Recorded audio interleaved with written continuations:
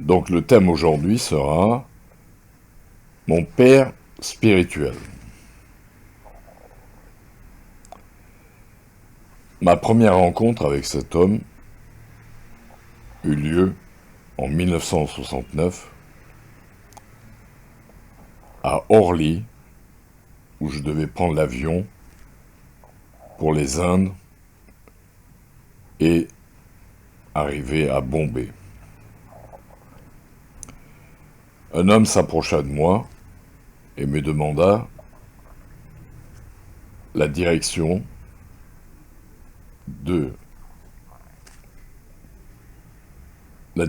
pour Bombay. Je lui indiquai et nous voilà embarqués pour direction Bombay. Nous fîmes une pause au Caire de quelques jours dans un hôtel et un jour je me trouvais sur la pyramide de Khéops, assis à contempler le désert, le sphinx, quand un homme derrière moi me parla et me dit « Vous savez, les pyramides, c'est bien plus ancien qu'on ne pense. » Je me retournai et je reconnus l'homme d'Orly. Je le trouvais un peu bizarre et nous bavardâmes quelques instants et ensuite il me dit « Si vous voulez, nous pouvons nous revoir ce soir à l'hôtel, au café de l'hôtel et bavarder quelque peu. » Je dis « D'accord. » Et donc nous nous retrouvâmes le soir à cet hôtel et bavardâmes. Il me dit qu'il se rendait effectivement en Inde et particulièrement dans l'état du Kerala. Pour ma part, je lui dis que je me rendais plus précisément à Pondichéry, où je devais rencontrer certaines personnes. Voilà, et nous bavardâmes, continuâmes à bavarder. Et puis, nous nous quittâmes et, à Bombay, nous nous séparâmes. Quelques mois après, 2 mois après, je pense, à Pondichéry, dans une ruelle de Pondichéry, j'entendis derrière moi mon nom, Charles, plusieurs fois. Je me retournai et c'était ce même homme. Je me dis, c'est étrange, comment se rappelle-t-il mon prénom? Et il me demanda si je voulais bien aller discuter dans un des jardins magnifiques de Pondichéry, et nous nous rendîmes et nous assîmes dans le jardin. Entre-temps, pendant ces 2 mois, j'avais pu rencontrer la mère de Pondichéry, qui m'avait quelque part secoué. Donc nous bavardâmes, et je compris il vivait en France, à Paris, et qu'il était psychiatre. J'étais intéressé et je lui ai demandé quels étaient les livres de psychologie qu'il pouvait me conseiller. Il me dit d'accord, et à ce moment-là, il me parla du livre d'Ouspensky, Fragment d'un enseignement inconnu. Alors, bien entendu, j'étais un peu étonné de la part d'un psychiatre de me parler de ce genre de livre, et je lui dis qu'effectivement, je l'avais lu, et que ça m'avait vraiment très impressionné, mais que malheureusement, je ne comprenais pas grand-chose de ce qui était dit. Voilà. Alors, nous continuons à bavarder, et il me dit qu'il devait donner une conférence à l'ashram de Sri Aurobindo, où d'ailleurs, 1 ou 2 jours après, j'allais le rencontrer à nouveau. Et dans le même temps, il me dit que dans quelques jours, il devait partir à Tiruvannamalai, qui est une ville au-dessus de Madras, à l'ashram de Ramana Maharshi, où j'étais déjà allé, et je lui dis c'est très étrange, mais ce même jour, je dois me rendre à ce même endroit, à l'ashram de Ramana Maharshi. Alors, nous devions donc nous rencontrer à nouveau dans cet ashram. Arrivé à Tiruvannamalai, je fis la connaissance d'un homme, un Indien, qui était un peu, en quelque sorte, traducteur, et je devais rencontrer un yogi dans la jungle, et je demandai à ce traducteur de m'accompagner, et nous décidâmes de prendre un char à bœuf, et je proposai donc à mon ami français de venir avec nous, et il accepta absolument. Nous nous rendîmes sur le terrain, dans la jungle, et nous avons eu affaire à un yogi sur son siège en pierre, avec sa peau de panthère, un homme magnifique qui devait avoir sans doute dans les 40 ans, et qui nous regardait, moi, mon ami et le traducteur. Cet homme, évidemment, ne parlait ni anglais, ni français, ni quoi que ce soit, et donc, par l'intermédiaire de mon traducteur, je lui posai quelques questions. Et à un moment donné, il me demanda « Que pratiquez-vous » Et je lui dis, à cette époque-là, je pratiquais le Hatha Yoga, et à ce moment-là, il leva les bras et prit la position d'un bodybuilder et me dit « For to become strong », c'est-à-dire pour devenir fort. Donc, sa réponse me parut étrange, mais en même temps me paraissait très importante. Parce que ce à quoi je croyais dans le Hatha Yoga, etc., était en quelque sorte remis en question par cet homme. Je lui demandai si je pouvais le lendemain revenir et le rencontrer à nouveau.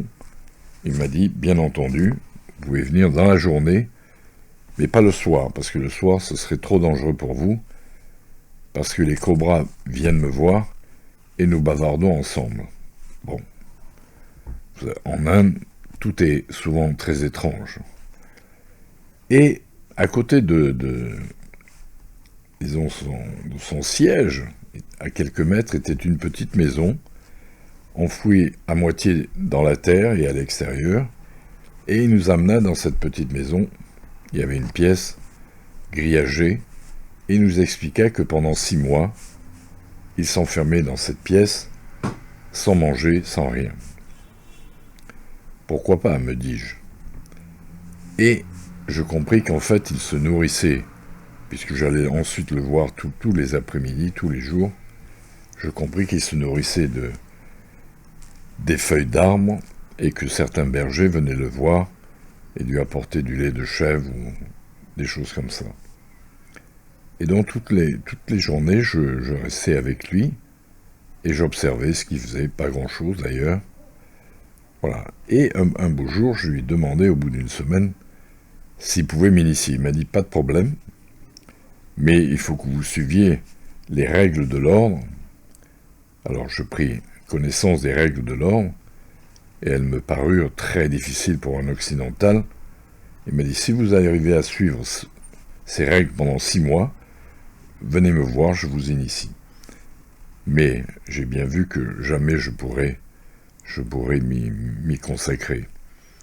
Et donc j'abandonnai la partie, et je ne l'ai plus jamais revu, bien entendu. Mais le soir, quand je revenais de char à bœuf, je rencontrai à nouveau mon ami, et nous allions prendre un café, quelque chose, dans des petites shops, et nous bavardions sur différents thèmes. Et à un moment donné, il me dit, vous savez, je ne suis pas très riche, mais si vous avez besoin d'argent, vous me contactez et je vous enverrai immédiatement. Je lui dis d'accord, enfin pour le moment je n'en avais pas besoin. Et jamais je ne lui ai réclamé par la suite. Et donc, Après quelques jours, nous nous séparâmes. Lui, il allait en direction disons, du Kerala, l'État du Kerala, et moi, vers Pondichéry. Quelques mois après, évidemment, je me rendis au Kerala.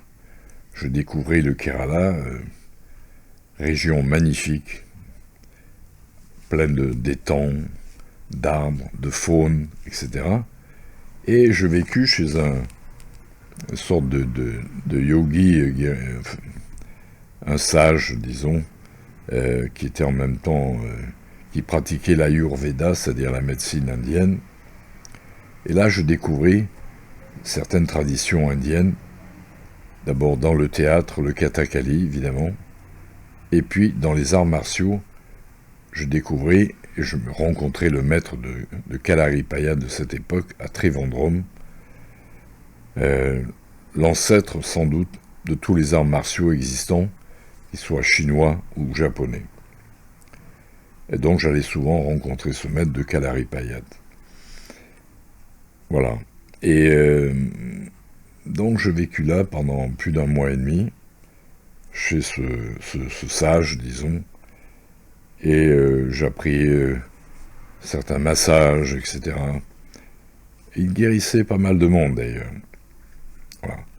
Et ensuite, je repartis pour Pondichéry, je crois bien. Et cet ami français m'avait dit, dès que vous rentrez à Paris, venez me voir immédiatement. Je lui dis, ok, pas de problème. Et effectivement, quelques mois après, je retournais en France et je frappais à sa porte, où il m'ouvrit, et nous bavardiâmes à nouveau, etc. Bavardâmes à nouveau. Et donc, nous reparlâmes effectivement du livre d'Ouspensky, Fragment d'un enseignement inconnu, et je lui dis que j'aimerais bien. Je compris que cet homme dirigeait des groupes Gurdjieff en Allemagne. Je lui demandais si c'était possible de rentrer dans des groupes en France. Il m'a dit, pas de problème, l'important c'est de ne pas perdre de temps, donc je vais vous indiquer où vous adresser et commencer par le sommet et non pas par le bas. Et donc c'est comme ça que pendant 4 ans, je rentrais dans les groupes et je travaillais pendant 4 ans. Donc, dans le même temps, les Indes m'avaient marqué d'une certaine manière et j'avais les pieds un peu gonflés et qui commençaient à chointer un peu de sang. Et donc il vint me voir et me dit, il faut qu'on vous hospitalise tout de suite. Et il me fit rentrer à l'hôpital universitaire d'Antony.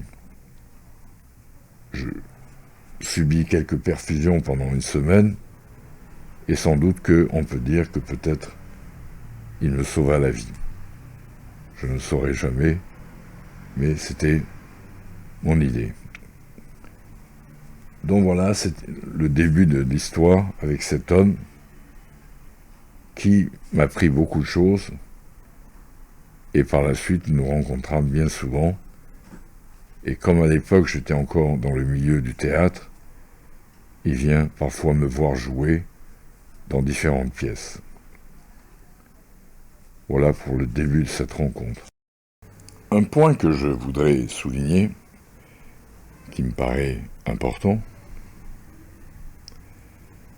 bien que cet homme soit décédé depuis quelques années, le hasard a fait que, tout à fait récemment, je rencontrais une de ses filles dans le train qui menait vers Genève. Je ne la connaissais pas, elle était assise en face de moi, c'était en première, et je vis cette femme avec des bijoux autour du cou et lui demandai d'où provenaient ces bijoux. Et elle me dit de Jaipur, en Inde, qu'elle allait chercher, car elle avait à Paris pas un atelier, mais un salon, on va dire, où elle vendait des tableaux, etc. Alors, voilà, donc elle me dit que elle s'occupait de bijoux, de tableaux, etc. Et qu'elle se rendait souvent à Drouot pour les ventes. Et elle me demanda ce que je faisais dans la vie ordinaire. Je lui dis que j'étais éditeur, écrivain. Alors elle me demanda ce que je publiais. Je lui répondis philosophie, métaphysique, ésotérisme, etc.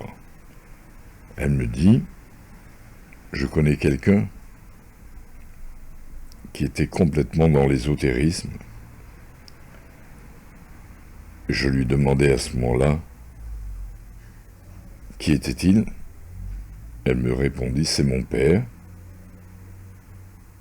Plus précisément, lui dis-je, il s'appelle François Grandval. Mais, je lui répondis, mais je l'ai connu parfaitement bien, en Inde, à Paris, etc.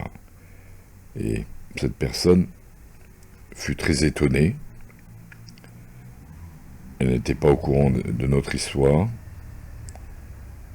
Elle n'en revenait pas.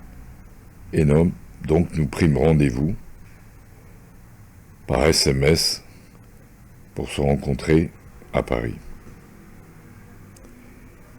Et à Paris, elle vint me voir. Et là, elle m'apprit que son père avait écrit son autobiographie de toute sa vie, car il était au départ autrichien et non pas français, toute sa vie depuis l'Autriche des années 40 jusqu'à son arrivée à Paris, ses études de médecine, etc. Et elle m'apporta un jour le manuscrit que je trouvais superbe et je lui dis que j'étais prêt à le publier. Elle en était ravie et nous nous rencontrâmes à nouveau pour élaborer ce projet. Voilà, le hasard fait bien les choses, et si je publie ce livre, eh bien, la boucle sera bouclée.